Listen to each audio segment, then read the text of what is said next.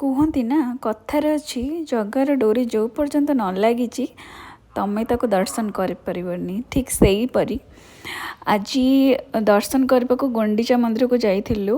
ମାନେ ଏତେ ଲମ୍ବା ଲାଇନ୍ ଥିଲା, ଲାଗିଲା କି ନାଇଁ ଆଉ 2 days ଲାଗିବ ଦର୍ଶନ କରିବାକୁ, ଏମିତି ହିଁ ଫିଲ୍ ହେଉଥିଲା। ବଟ୍ ଯାହାର ଯେମିତି ଭାଗ୍ୟ, ଯିଏ ଯେମିତି ଜଗାକୁ ଦେଖିବ ଆଉ ସେ ଡାକିଛି ଯେହେତୁ, ତ ମାତ୍ର 2 ଘଣ୍ଟାରେ ଏତେ ବଡ଼ ଲାଇନ୍ରେ ଠିଆ ହେଇକି ବି 2 ଘଣ୍ଟା ଲାଗିଲା ଦର୍ଶନ କରିବା ପାଇଁ। ଆଉ ବହୁତ ବଢ଼ିଆ ଦର୍ଶନ ହେଲା ଜଗାର।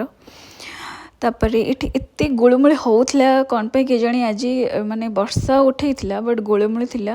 ବଟ୍ ଯେଉଁ ପାଣି ଏଠି ସବୁ ସିଷ୍ଟମ୍ ଯାହା ବି ଥିଲା ବହୁତ ଭଲ ଥିଲା, ଗଭର୍ଣ୍ଣମେଣ୍ଟ ଯାହା ବି ସିଷ୍ଟମ୍ କରିଛି।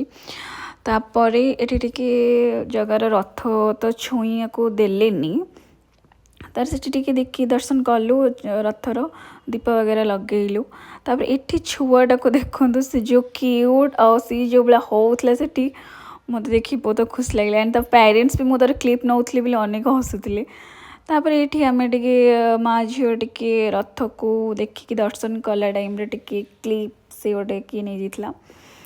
ତାପରେ ମାତାଶ୍ରୀ ଯେହେତୁ ଆମର ଯାଇଛନ୍ତି ଦାଣ୍ଡକୁ, ତ ଅବଭିୟସ୍ଲି ସେ ତ ମସଲା ବଗେରା ଟିକେ ସିଏ କିଣାକିଣି ତାଙ୍କର ଚାଲିଲା। ତାପରେ ଟିକେ ଏଠି କେତେ ସୁନ୍ଦର ଛୋଟ ଛୁଆ ପରି ଦେଖାଗଲା, କେତେ ସୁନ୍ଦର ଦେଖାଯାଉଛି।